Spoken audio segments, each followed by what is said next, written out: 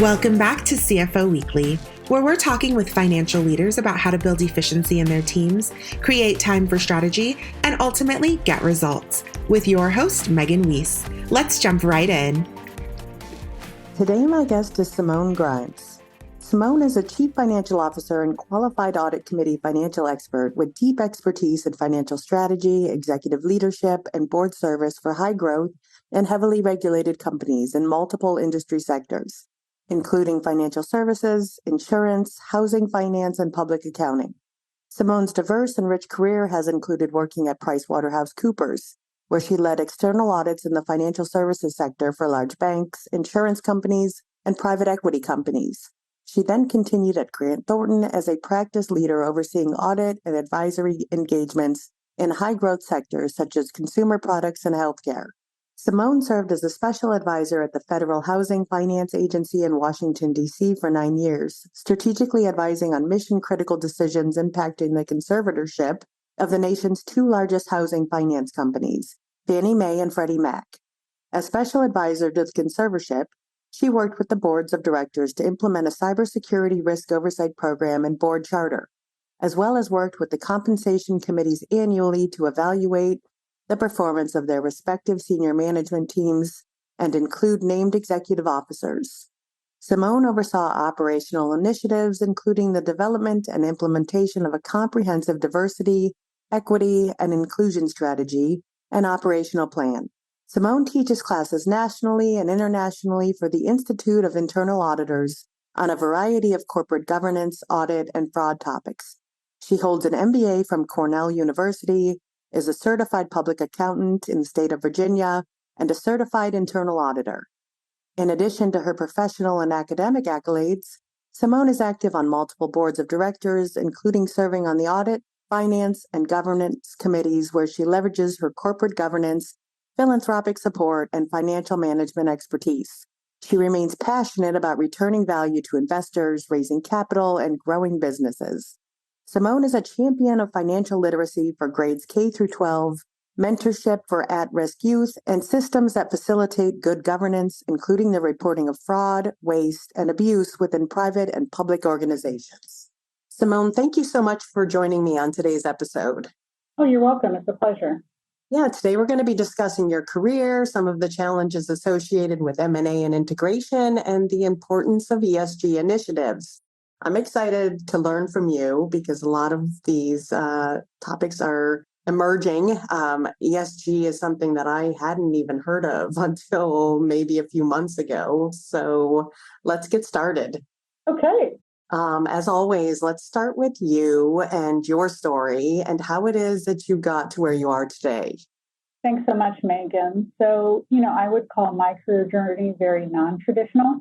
So my parents were doctors, and when I went to school to study sciences. That was kind of like the trajectory that was put in front of me. And when I got to college, it was like abundantly clear that I could not stand the sight of blood or cutting into anything. So I was really trying to find something in the sciences that involved the least amount of plasma. Let me just say that. So I studied psychology. And then halfway through that, it was like abundantly clear to me that I was not going to pursue that as a full career. You have to go to graduate school, likely do a doctorate. And I just kind of knew that wasn't what I was going to do. So after I graduated, I did what now is very common, but then was not. And that's to basically start my own business in a space that I didn't know much about, but just wanted to pursue. And so I went into the food services industry, like starting restaurants specifically. And that's really what I worked on for the first 4 to 5 years. And in that time, I was able to grow the business.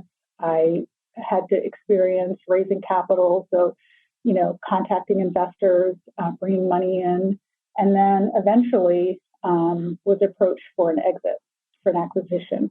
And that was really my first time really considering that, a business that I started could, result in just big multiples and I could just walk away from it. But I did. And that's really how I got more interested in business from being someone who studied psychology. from that, I was able to kind of segue into working at Progressive, a large national insurance carrier. And I worked in the strategic initiative space. So that was like rolling out products across markets. And that really showed me that I understood the due diligence process and that I understood underwriting, but I was much more interested in the financial side of things. And so from there, I went back to school. I got an accounting degree. I eventually got an MBA focused on strategy and finance. And from there, I've really worked in the financial services industry ever since. I've worked in public accounting. I've worked with large national consulting firms, insurance, housing finance, capital markets, and with large banks. And I've also worked in non-financial services spaces such as consumer goods, ag tech, industrial agriculture, and telecom. So I think I would just summarize in saying that, it was really identifying what I didn't like, which helped me lean into what I did like, and not being afraid to kind of go back and refine my skills or get more skills in order to be a little bit more, make more advances career-wise. That's an amazing journey. First of all, I also started college as a pre-med major and quickly realized that I couldn't get past organic chemistry and found myself like being pretty good at accounting. So I stuck with it. Mm-hmm. Also, how did you decide to go into food services? Honestly, at the time I was a vegetarian and really couldn't go many places and eat. And so I just thought it would be really cool to offer up interesting, creative vegetarian meals and see if people would be willing to leave their homes and come and get vegetarian food. And what I thought was going to be a very small opening turned out to have, like now you'd call it going viral, but in the local area we were in, we ended up with like lines outside the door for things like battered cauliflower and, vegan mac and cheese and stuff like that. And so it really became a lot bigger than I ever thought, but it was really, a good journey. I really wasn't sure what to do. That was the only thing I knew I really liked. That's awesome. So as you look back on your career, are there, and maybe you've already touched on them, but moves or stories that stand out in your mind as turning points? I mean, obviously going back to school was a big one for you. Yeah, I would say that kind of as I mentioned, kind of having that early success, kind of being able to go through an M&A transaction in my 20s was definitely a game changer for me. It gave me a lot of confidence and success. It really helped me understand, we talk about kind of valuing assets a lot in the CFO and accounting space, but this really gave me a tangible, experience of, hey, I built something and I'm selling it and here's how it's valued. So I think that was a big turning point. The other really speaks to how I got my next position, because I really had gotten very active in the Chamber of Commerce locally. And that was because my objective was because I needed to find out how to raise money. But the end result was that I ended up meeting people who were able to identify that I had a skill set and show me how to transfer it. So of my own accord, I never would have gone from food services to like auto insurance, but it was people in the company who were like, we have to roll out a strategic initiative and new products, and you've demonstrated skills that can be segued. And I think that really helped me realize that skills that you develop in one place are usually very transferable. And if you can maintain that flexibility, then you can really jump around into a lot of different industries. So I would say that was something that really stood out to me. And then, going back to school later in life is a little humbling. You're like a little older than everyone else. But it's also was really good for me because it reminded me that, you should always go back and be in a space of continuous learning, whether that's going back to traditional school, whether that's learning and leaning into new spaces, new industries, what have you. It's really important to kind of stay green and stay in that mentality of like innovation and constant learning. It's really important, like for example, in the space I'm in right now, we're constantly trying to better understand our customers, and so you have to you can never be satisfied that you already know the answer. You have to continuously be thinking about, what's the next problem that I haven't solved yet. Yeah, I'm a big believer in lifelong learning too. And throughout your career, you've managed businesses across multiple M&A stages. So what is the CFO's strategic role in an M&A? It's such a great question, Megan. And I'm going to cop out by saying it really depends. Yeah. And I'm just going to kind of reframe that because there's just so many different forms, sizes, shapes, scope of transactions. So, you think of a traditional M&A transaction, you think of like a horizontal one, and that's really where a larger company that operates in the same space as a smaller company and may or may not be a direct competitor seeks to acquire it. So like a good example that I would say that's happening right now would be like Frontier Airlines and Spirit Airlines. That would be considered like a horizontal transaction. Like a vertical transaction, that's where you see a larger company trying to acquire kind of parts and pieces along its value chain. So acquire suppliers, maybe acquire its customers, valuable inputs. You can think of like Tesla buying up battery companies, solar energy suppliers, automated manufacturing technologies, et cetera. And then more of a conglomerate M&A where you have a company that deviates completely out of its industry or sector and starts diversifying its portfolio. So like an Amazon buying a Whole Foods. So you're talking about a tech company getting into the grocery space. It's more of a diversifying and broadening its scope type of strategy. And then I'll say two more things, and then I promise I will answer your question. So in terms of parties to the transactions, so in an M&A, you can have like a company, B2B company buying another company. You can also have, and what's more commonly seen is like a private equity fund going out and aggregating across an industry. So you have one buyer who's kind of buying up a lot of competitors in one space. And you see that quite a bit.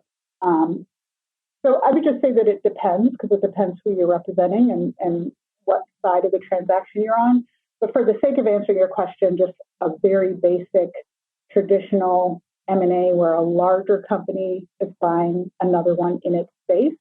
I would say that the role of the CFO, whether you're on the sell side or the buy side, is really to start early and be involved in the strategy setting. So much of the transaction is because an entity is trying to achieve its desired end state. And so being involved in that strategy on the front end is critically important. I would say as a CFO, we are tasked with really being the voice of reason within inside the company, really challenging, is that the best way to accomplish? If it's a growth goal, if it's a market domination goal, whatever is the goal, is acquisition the best way to go about it? If you decide that it is, then, getting the planning phase in early. And that would involve things like lining up, if you're on the buy side, lining up capital. It's going to be laying out who are all your stakeholders. If it's a public company, you need to really lay out a very strong communication plan for all the stockholders and other key stakeholders. And then the tax strategy. The tax strategy is so important. It's such a critical part of the transaction that it requires a lot of time up front. And then if you're on the sell side, I would say all of those things I mentioned, plus to the extent that you're representing an organization that wants to either go out to auction or identify buyers, I would say it's very important to engage in a preliminary due diligence process, because the last thing you want to do is kind of get halfway through the transaction and realize that there's some real big red flags that won't allow the other party to close. So you want to give yourself time, engage a third party, have a due diligence done, correct all, potential issues to prepare yourself for the transaction. And what are a very long answer? No, that was a great answer. What are some of the red flags that people should be watching out for? Tax liabilities, issues with regulators. I would say, generally speaking, if you're the seller, you're going to have to sign up for reps and warranties, and that can go out for as long as, 3 years, whatever the duration of those reps and warranties is. Some of them involve kind of your contracts with customers. You want to really shore all of those things up and make sure there's no compliance issues and that you're not at risk of losing key customers. So let's say 70% of your revenue comes from 10% of your customers.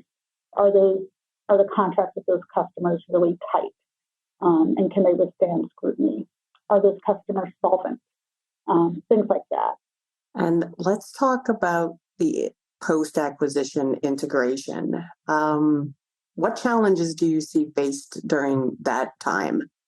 So post-deal integration means you've gone through all the phases, you've agreed to all the terms.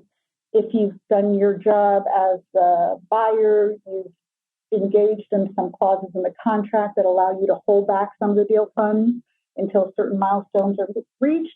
And if you're on the seller side, you've avoided agreeing to those terms because you want as much of your money up front. But either way, you've come to a good agreement, and now you are integrating the two companies. So during the deal process, the buyer and the seller's team would have come together and started to map out operationally how are these two companies going to come together. What should have been identified in that phase is things like how are you going to align your financial reporting? So making some key assumptions, but assuming that the acquired entity is truly practicing GAAP, their financial reporting is tight, it can be merged with the buyer's financials, and then system issues. You're also during that time going to identify kind of key personnel that you want to retain, and you've likely engaged them in some type of contract that keeps them there for whatever length of time you need them to stay. Post-deal integration, what you will find is that everything you thought was going to happen up front doesn't happen. Yeah. But, you're really going to be looking at the first 100 days is really key. Are those people really going to stay, and are they going to perform at the level they did before? Hopefully you've put in some clauses that keep them performing well and incentive to continue to focus on the success of the company. But you want to make sure that you're not engaging in any extraordinary glass-breaking compensation contracts so that the people who are at your company already, feel compelled to not really be helpful to this new party because they seem like the new shiny object. The other thing you want to do is really focus on culture. I would say system, financial reporting, contractual provisions to retain key personnel. That's a little easier. The harder thing is melding the culture. So I would say a big challenge is to the extent you're acquiring or you are part of a smaller company that was tightly held by a founder, getting that workforce to be comfortable with moving from kind of like a monarchy type of style where all decisions go through this one founder who everyone loves and adores to more of a collaborative working style where decisions are made by a group of people across the organization. And really that shift seems simple, but it often isn't. So I would say that in the first 100 days, you're really trying to manage the people. And the other thing is really thinking about what it was about the culture in the acquired entities that made it so valuable. So, we'll say things like culture eats strategy for breakfast, and it seems cliche until you realize that, maybe it was the Dean's Days on Fridays. Maybe it was to bring the pet to, all these small intangible things that collectively made up a culture that was really high performing that slowly gets to get watered down. And then the asset that you acquired is less valuable. So really trying to pay attention to what are those key areas and intangibles in that acquired entity that you really need to maintain in order for that asset to be as valuable as you thought it was. Yeah, that's great insight and advice. So as a CFO who's maybe on the verge of facing an M&A situation, what advice would you offer them? Is there a way to prepare yourselves for it, or is it basically trial by fire? No, don't do trial by fire. There's way too much money on the line. I would say plan early. Spend a lot of time on the planning. I don't think you can go wrong by over planning. I mean, a good 6 months of planning, I think, is fair, depending on the size of the transaction. And generally speaking, it's going to take about 6 months to close a transaction, and that's in the best scenario. So that's a good opportunity to really plan. Get focused on the tax strategy. You really have to understand all the tax advantages that you intend to gain and what legislative changes are on the horizon that may impact that tax strategy. I would say get your deal partners lined up. So that's going to be your capital providers. Those are going to be your third parties that are going to help you with due diligence, your outside counsel that's going to help you with the contract language and negotiation. You want to identify your outside brokers who might help bring the deals to you. And then I would say, don't underestimate the communications plan. So really think about who are all the people across the value chain that need to be communicated to and when, because some will need to be communicated to before you get under contract and some can wait until after, but knowing that up front. And then, as you already asked, just don't underestimate the post-deal integration. And I'm just curious. Don't go in. Don't just go in and say, I'll figure it out as I go. Get those partners lined up, because there's people, there's a lot of third parties that are experts in this space, and you really don't want to, time kills deals. And so you want to go through the deal at the right pace and get to closing, because, you can get under contract, but getting to closing is a different story. And you really don't want to kill it with kind of learning on the fly experiences. You want to have those people around you that know how to successfully get to the end quickly. And I'm curious, as you look back on yourself in your 20s selling your restaurant, knowing what you know now, is there something you would have done differently back then?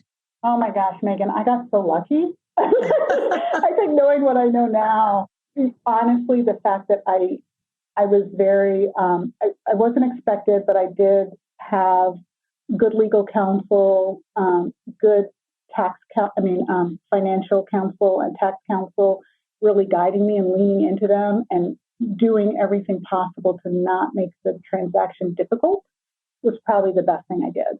I would say that when you're the seller, unless there's a term in negotiations called BATNA, like best alternative to negotiated agreement. So if you don't have a better alternative to that agreement, you really should lean into it and be helpful. I think people shoot themselves in the foot sometimes by trying to overcomplicate transactions, when on the buyer side, they just want to get the deal done and move on. So I would say that even though I didn't realize it back then, probably my lack of sophistication helped and made the transaction go very smoothly. The other thing I did was probably communicate too much with my investors, but in the end, that was probably the better thing to do, because we got buy-in from our investors very early, and we got them to agree to kind of what was going to be their ROI, and that allowed some of the preferred investors to get a higher ROI. So communicating across all your stakeholders is important, and a lot of those things I kind of did just accidentally fall into, probably because I was nervous about the transaction. Well, it sounds like it all worked out. So the Alumni Spotlight named you as one of the top 100 CFOs of 2021. Congratulations, first of all, on this achievement. But what does this recognition mean to you? You're going to hate my answer, Megan. You're probably going to edit it out. I don't think it means that much, honestly. I think each year each school puts forward some names, and this year they put my name forward.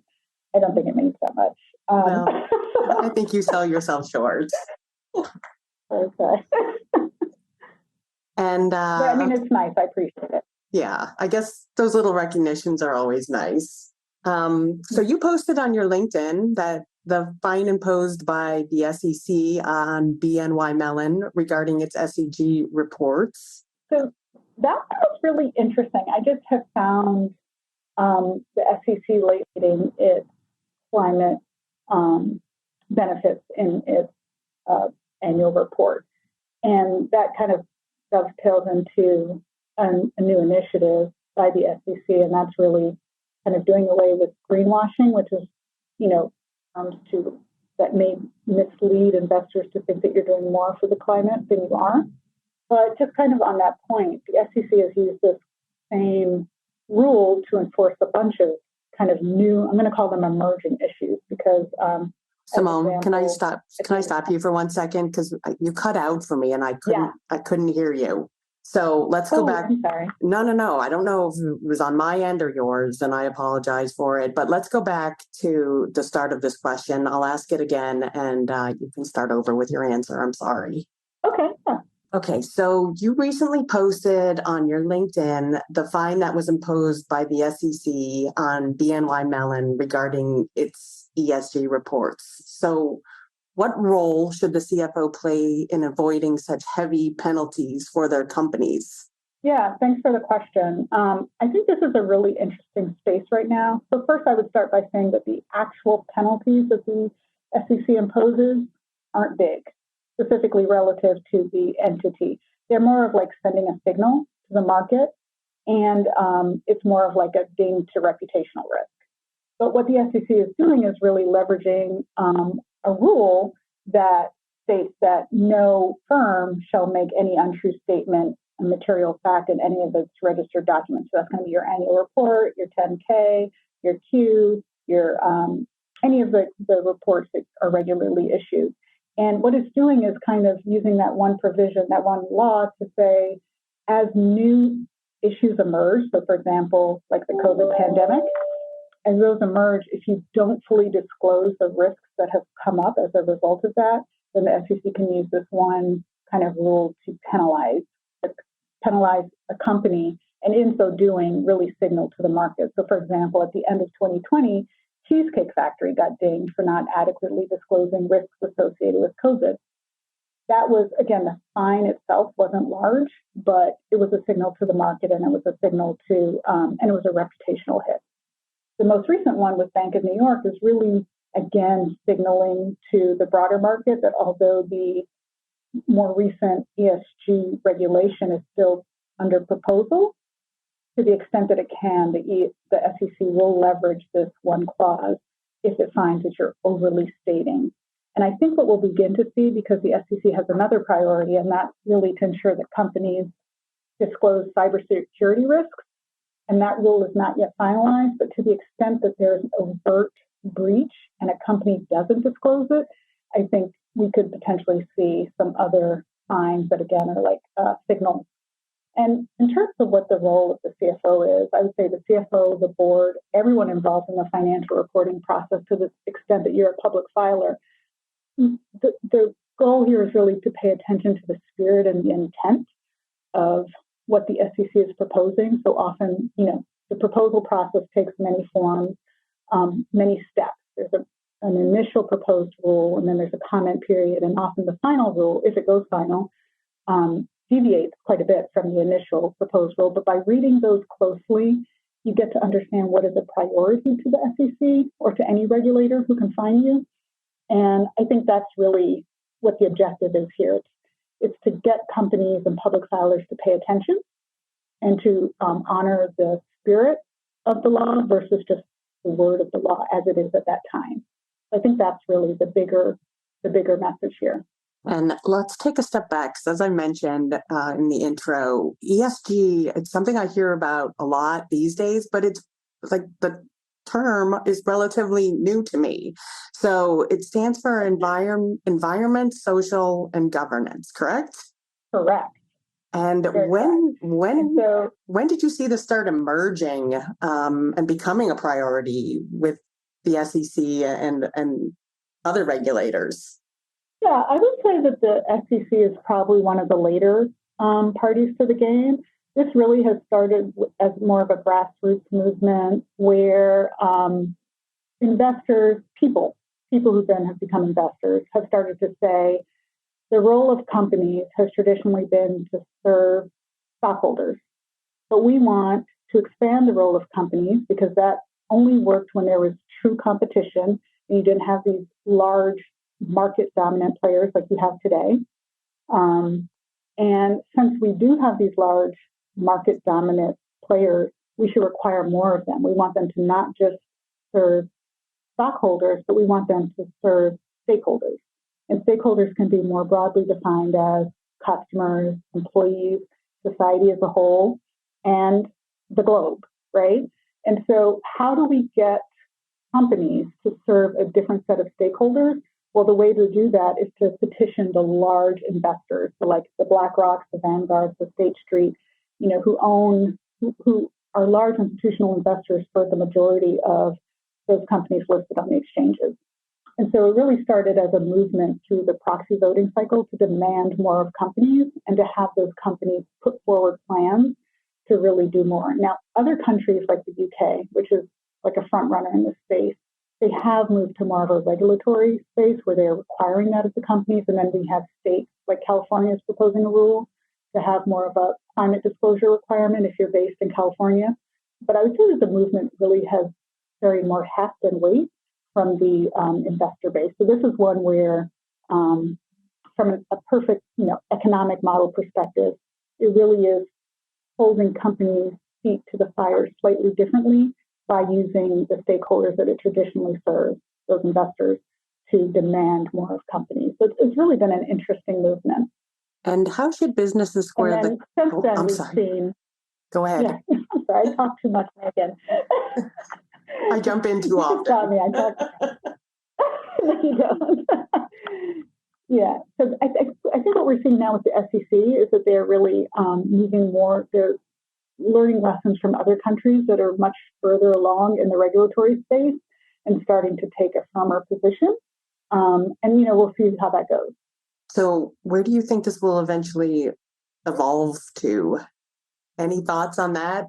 Yeah, I don't think it's going away for sure. I think that it's clear that as a society, a determination has been made that companies have to serve a broader set of stakeholders. Yeah. And that part of the privilege of doing business and making ginormous profits is going to be that something has to be given back to the planet and to the people. Now, how quickly we move, I think that's TBD. We can look at other countries that are further ahead and kind of take a step back and actually learn from some of their, maybe where they were too aggressive at first, and maybe do a more moderate approach. But I think we are a bit of a ways away from really being able to, since this podcast is more geared towards CFOs and people in the finance space, the real challenge is going to be quantifying a lot of these metrics. Yeah. And really being able to put good numbers to it. So if you think about how long it took for fair value accounting to really get mature, and that was just putting value on transactions or assets that didn't had a less liquid environment, I think you could imagine that it will take a considerable amount of time to get refined and robust with how we measure things like ESG. And then the one that's easiest to measure, which is climate, even that is hard to measure. So I think it's the move in the right direction, and it will evolve. I think that companies do well to not get over aggressive and overpromise in this space. That's kind of, again, the signaling we saw from that Bank of New York fine. But to be thoughtful, methodical, and since we identify that investors really are demanding this, to really take an opportunity, specifically for boards of publicly traded companies, to get in front of your large stakeholders and investors before the proxy season to understand what's important to them and try to bake that into your plan going forward. I think those would be some of the key takeaways from the moment. And along those same lines of being able to put value on this, how should businesses square the cost-benefit equation of ESG? So the reason I love this question is because I don't know, Megan, if you've moved recently or changed your utility provider lately? No, neither. No, okay. Right. Now, if you do, this is a very interesting question. So I mentioned to you that I've recently kind of come to the New England area. So upon signing up for utilities, one of the things that really struck me is I was asked the question, would you like to have standard utilities or green utilities? And I was like, that's interesting. What's the difference? And the answer was, well, one costs 14% more than the other. But some people choose to go with the green utility because it's better for the planet. And I was like, well, that doesn't make sense. No consumer and no business should be put in the position to have to choose spending more to get what they value as a good outcome for the planet. And so I think the real challenge here, or the learning, is going to be two things. Number one, it's a lot cheaper to not do damage to the environment than to clean up. So think about like oil spills and how much it costs to clean up versus just taking preventative measures. And then the other is going to be how can you take the notion that we have to engage in more sustainable activities and make that profitable.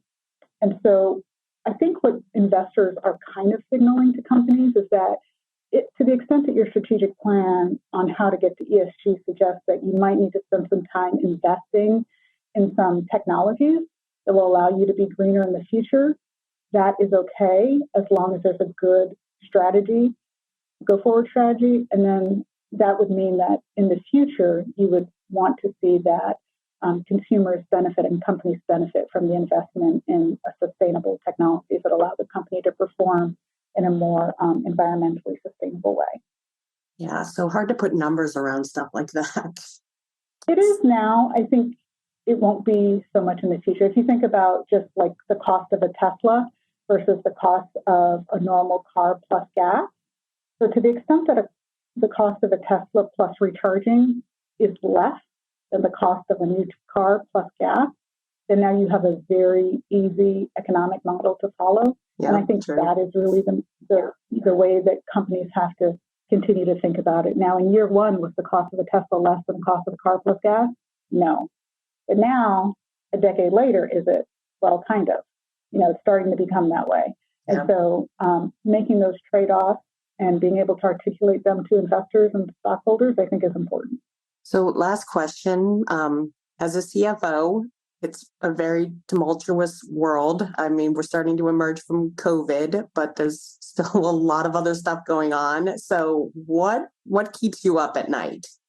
So that's a great question. What keeps me up at night? I think, a lot of the things we've mentioned, but probably more specifically, it's making sure that as a business, we're staying current. So, are we staying green? Are we being innovative? Are we allowing ourselves to get stuck in our old ways of doing things? I think one of the curses of working at a company that's fairly successful is you can get complacent and say, well, we're successful, that means we're doing everything right. And so I would say the things that keep me up at night would be how to challenge that, how to make sure we really are delivering the best value so that 5 years from now, 10 years from now, we don't look back and say that there were some missed opportunities. And then we kind of touched on it briefly, but certainly the cybersecurity space, I think that's one where, as a country, we're seeing a lot more vulnerabilities than we knew we had, especially as we think about a more remote workforce. And then kind of the changing role of the regulatory reporting and disclosure space. I think that's one to really watch in the coming months. To your point about cybersecurity, it is astounding to me the number of phishing emails and texts and lots of other things I get these days. It's just very scary. It's always important to remember that there's people whose full-time job to get you to click on something, Yeah. And just like we have a full-time job, there's a whole industry that's funded just by phishing and cybersecurity. Correct. Yeah, sad. Simone, thank you so much for being my guest today. Thank you so much, Megan. It was a pleasure.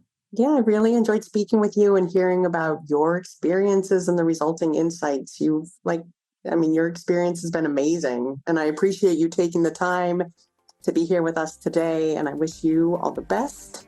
To all of our listeners, please tune in next week, and until then, take care. If you're ready to boost efficiency and streamline your accounting processes at significant cost savings, it's time to talk with Personiv. Their people-powered solutions have transformed the delivery of back-office tasks and general accounting functions for decades, partnering with clients to provide everything from accounts payable to payroll services. See what Personiv can do for you by visiting personiv.com. You've been listening to CFO Weekly, presented by Personiv. Please subscribe wherever you get your podcasts to hear all of our episodes. Want to learn more? Check out personiv.com. Thanks for listening.